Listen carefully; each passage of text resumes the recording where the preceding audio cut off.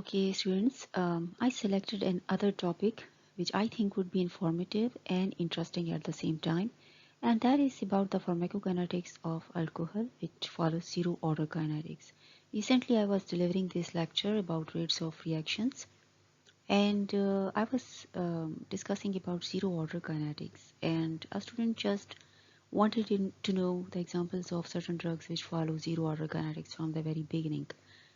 And the very common example which comes into the mind is that of alcohol.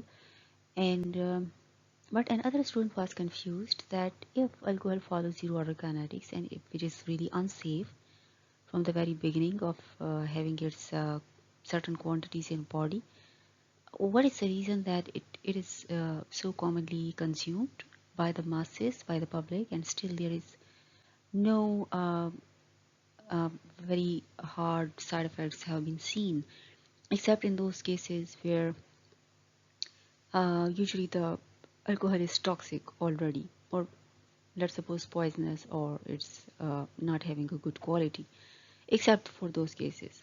So I felt that students are definitely having certain confusions in this regards, and it is important to clarify this topic and to understand the pharmacokinetics of alcohol and why alcohol is a deadly beverage, and it should be understood by the pharmacist on a special note.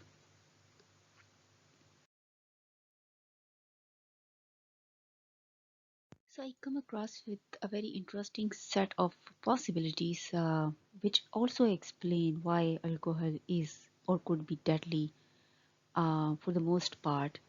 And that was that alcohol overdose can be deadly because of the which fact. And then the possibilities were: number one, alcohol undergoes zero order kinetics, or alcohol is a potent and toxic stimulant. Number three, alcohol undergoes first order kinetics.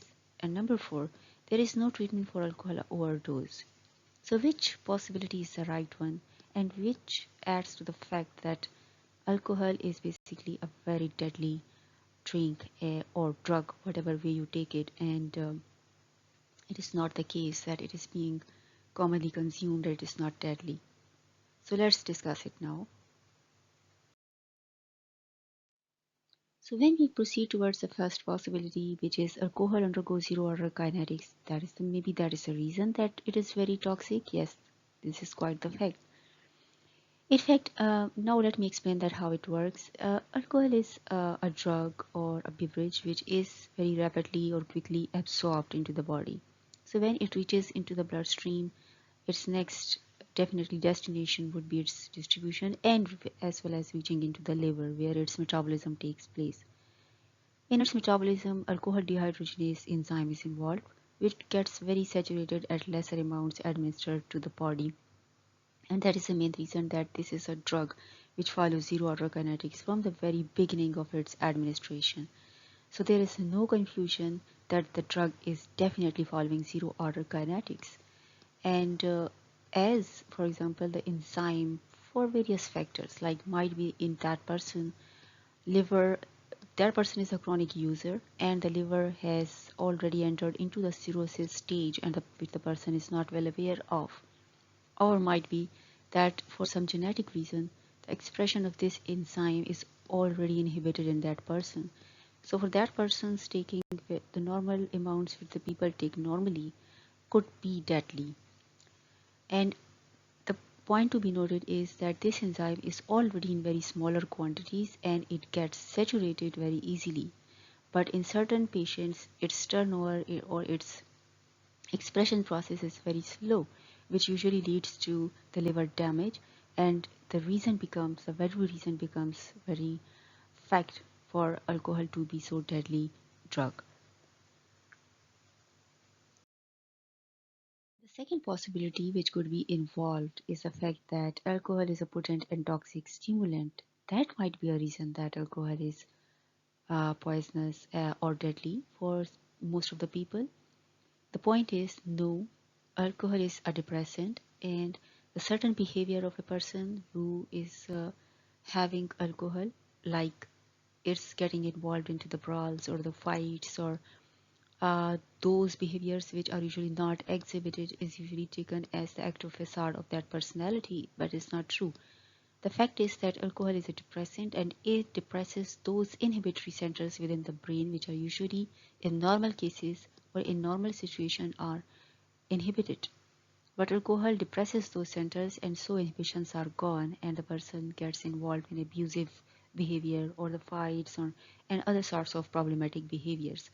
So the reason could be responsible for the problematic behavior but not as such for is toxic or toxicity.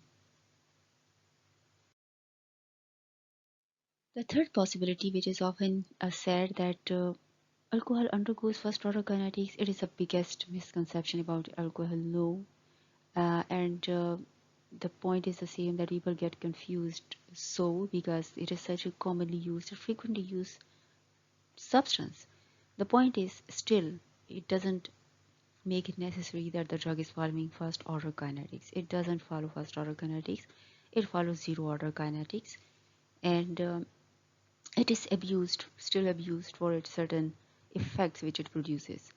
So this is not the possibility that drug might be toxic.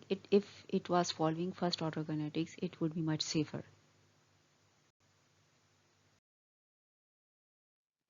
Then it is sad that there is no treatment for alcohol overdose. That is the reason that is so deadly. No, fluids intake could be increased, flushing the body, and dialysis are the possible options which are available. It's not the case that it couldn't be treated or it couldn't be managed. Treatment is something else, but we can't say that it could not be managed. The point which makes it deadly is I have mentioned already that because of enzymes saturation, it would start to build up certain concentrations within the body, and those S are involved in the inhibition as acting as a depressant. So, in the long run, that could result in inhibitions of certain vital centers in the brain and certain vital functions within the body could be depressed, like the respiration. So, if the respiratory center is in your body is, for example, has been depressed down, your body is probably not doing that great. So that is a main reason that is the one of the possibility that it is overdose causes damage, such a deadly damage. The second thing is that it is dependent on the enzyme, and if the liver is already is not functioning that great and having certain pathophysiological condition and or having certain sort of liver impairment and the person is not aware, certain amounts of alcohol could be deadly very easily.